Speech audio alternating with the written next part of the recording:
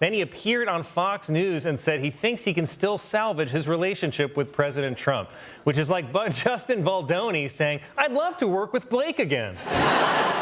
Blake Lively has weathered countless headlines in her career, but nothing prepared her for a live television moment that would change everything.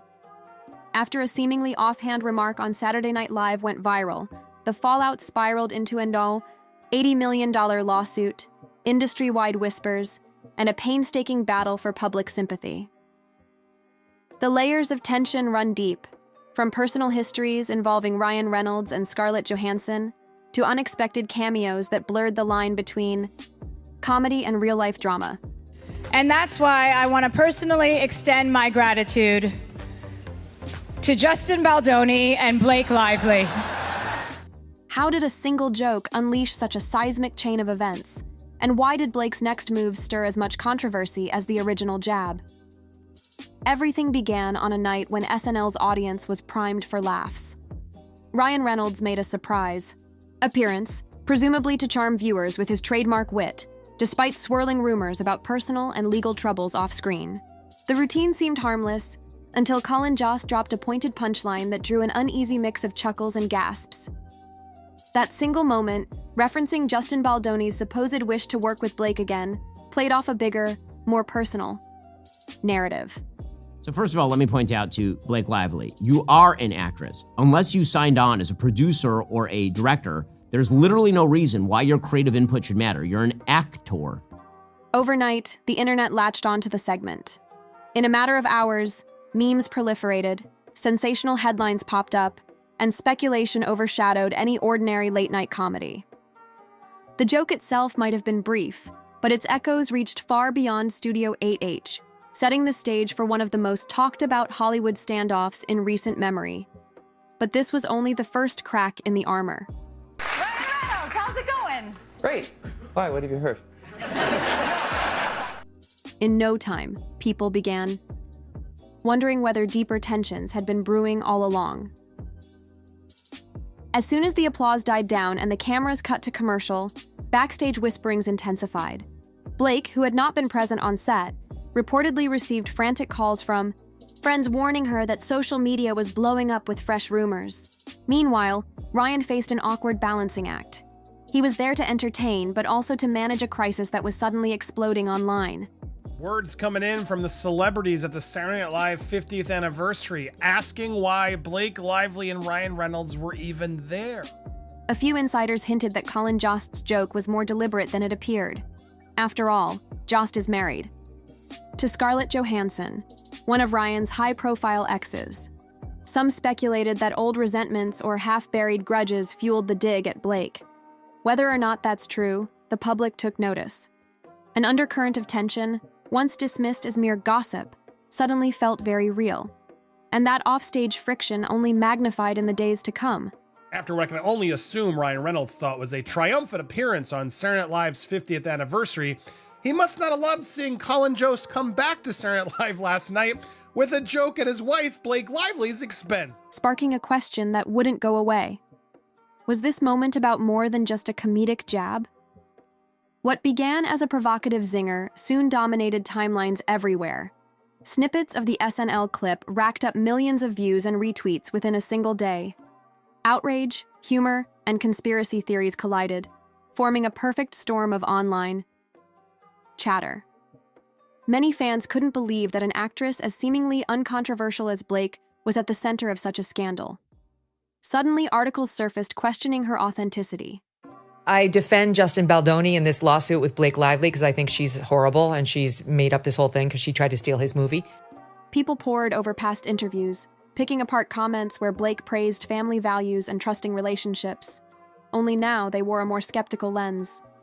Memes flooded Instagram, playing up the idea that Justin Baldoni was ironically eager to work with her again. For Blake, the timing was disastrous. She had been quietly dealing with legal matters behind the scenes, but this comedic bullet train thrust everything into the spotlight. Panicked texts and phone calls flew between her and Ryan's teams. Could they contain the narrative before? The Blake Lively-Justin Baldoni legal battle took a turn Tuesday night when Lively filed an amended complaint alleging that two other actresses on the set of the film are prepared to testify their own uncomfortable experiences on set. It overshadowed every project she had lined up. The speed of the backlash left them scrambling for damage control. In the wake of the uproar, Blake decided not to lie low. Instead, she took a step that many found drastic, filing an $80 million lawsuit aimed squarely at Saturday Night Live. Through her legal team, she claimed SNL had crossed a line, exposing her to reputational harm and emotional distress. Skeptics asked, was it really defamation, or just an unfortunate joke that landed too close to home? Blake Lively is slamming The Hollywood Reporter's recent magazine cover. The cover features the actress launching a slingshot at Justin Baldoni amid their ongoing legal battle. The controversy grew when Blake reportedly retained a crisis manager whose background included high-level intelligence work. This wasn't your typical Hollywood PR wizard. This was someone known for controlling catastrophic narratives in political and corporate realms. To outsiders, it signaled either how determined Blake was to protect her image or how desperate. She felt as the public conversation spiraled beyond her control. Around Hollywood, eyebrows arched. Lawsuits against SNL are rare. Even if the show occasionally ruffles feathers, most celebrities opt to brush off sketches or monologues as part of being in the limelight. We love our work and we take it very, very seriously. Oh, it's serious. Blake enlisting Nick Shapiro, the agency's former deputy chief of staff turned PR powerhouse. This after getting dealt a major blow in her court fight with Justin Baldoni. But Blake saw no reason to shrug it off. For her, it wasn't just comedic fodder, it was personal. Just as Blake's lawsuit started making waves, an old Ryan Reynolds anecdote resurfaced online, and it couldn't have emerged at a more inconvenient moment. In a past interview, Ryan joked about an awkward situation involving breastfeeding, implying he stared longer than he intended. People swiftly connected this to Blake's own allegations against another individual who apparently made her uncomfortable while she was nursing. Breaking news and a big loss in court for Team Delulu. A wave of criticism followed. How could Blake condemn a man for a fleeting glance, they argued, while Ryan freely admitted to prolonged staring? Did that not underscore a glaring hypocrisy? And if her lawsuit hinged on claims of being harshly scrutinized or ridiculed, wasn't she leaving her own family open to the same scrutiny she resented? Fans who had staunchly defended the couple began to feel conflicted. Confusion and frustration swirled, and the public conversation splintered into those who believed Blake's stance and those who now questioned whether her narrative was built on double standards. In response, her team doubled down on deflecting blame and emphasizing the severity of SNL's harm. Yet every attempt to steer attention back to the original joke only dredged up more skepticism about the couple's personal conduct. In the midst of the uproar, Blake and Ryan's once glittering A-list status started showing cracks. High-profile, friends, co-stars, and industry contacts began treading lightly, offering only generic support, or sometimes offering none at all. Reporters noticed a shift in tone, where directors once happily name-dropped Blake as a selling point. They now sidestepped the subject.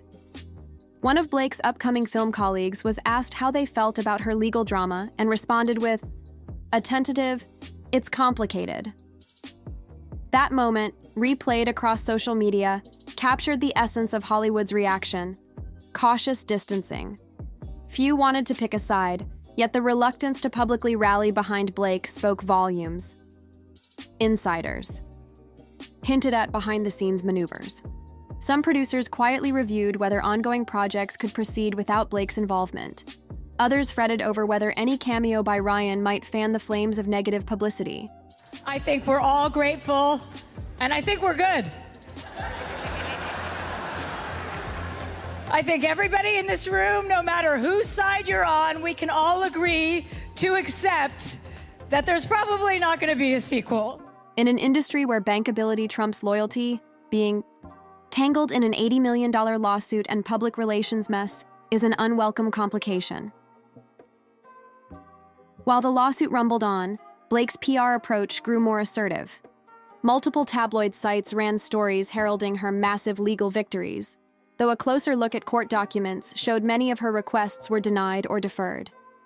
Observers speculated Blake's crisis manager was strategically placing glowing pieces to reshape the narrative, but each glossy headline triggered an immediate wave of online skepticism. Critics called out the lack of concrete evidence behind the sensational coverage. Even some fans felt uneasy, questioning why so much energy went into public spin rather than addressing the heart of the conflict. On social media, a counter-narrative blossomed. If her case was so strong, why did she need to drown the press in triumphant soundbites? Meanwhile, those brief triumphs in the press often led to further dissection of her credibility. The more she tried to steer the story, the more it seemed to veer out of her control. And just when it seemed that things couldn't escalate further, new doubts emerged about Ryan's comedic timing, as though every wisecrack in his public appearances felt tone-deaf against the backdrop of their high-stakes lawsuit. If there's one thing Ryan Reynolds excels at, it's humor. Witty comments and a quick tongue have served him well from interviews to social media. However, with Blake at odds against a major institution and personal controversies swirling around them both, his jokes started missing the mark. Some fans found it strange that Ryan didn't appear more solemn or supportive. Even in comedic cameo appearances, audiences picked up on a hint of unease, prompting them to wonder if he was effectively standing by his wife or simply trying to dodge the legal crossfire. Industry rumors suggested that studios, once eager to feature Ryan's charm, were cautiously monitoring his interviews to see how he'd navigate the fiasco. A single misstep could morph a promotional tour into a PR nightmare. They're done, and it's no wonder everyone avoided them like the plague. All the comedic quips in the world couldn't negate the seriousness of multiple legal entanglements. And so Ryan hovered in an awkward position, too big a star to vanish from the spotlight, yet hindered by the swirl of negative press that refused to die down. As the dust began to settle, or at least swirl in slower motion, pundits drew comparisons to other star-studded scandals that captured the public's imagination.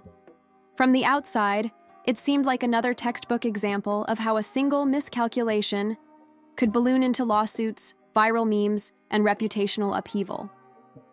But something about Blake's tactics stood out. Hiring an ex-intelligence operative for crisis management felt like a step beyond the usual glam team approach. It raised profound questions. Who truly controls the narrative? And at what point does managing your image become outright manipulation? Fans who loved Blake for her approachable, girl-next-door persona felt torn. They wondered if she was merely protecting herself from harsh industry politics or orchestrating a strategy that veered into questionable territory. For those in Hollywood, it served as a cautionary tale about how quickly alliances shift when big money, personal grievances, and viral moments collide. Nobody can say for certain if Blake's $80 million lawsuit will achieve the vindication she seeks or if it will become a lesson in the perils of public feuds. The initial spark, a single barbed joke on live television, was just enough to ignite a chain of events that exposed hidden tensions, legal battles, and public opinion turning on a dime. For Blake, there's the risk that the more she fights, the more she draws scrutiny to every aspect of her personal and professional life. For Ryan, attempting to maintain his breezy persona could inadvertently make him look disconnected from the gravity of the situation. And for everyone else watching, from fans to industry insiders, this entire saga underscores how a moment's slip can echo for weeks, months, or even longer in the unforgiving spotlight of Hollywood. Only time will tell whether Blake emerges with her reputation unscathed, or if this becomes a permanent mark in the public's memory. Until then, the question remains: did the joke reveal more about the fragility of celebrity power than anyone ever intended?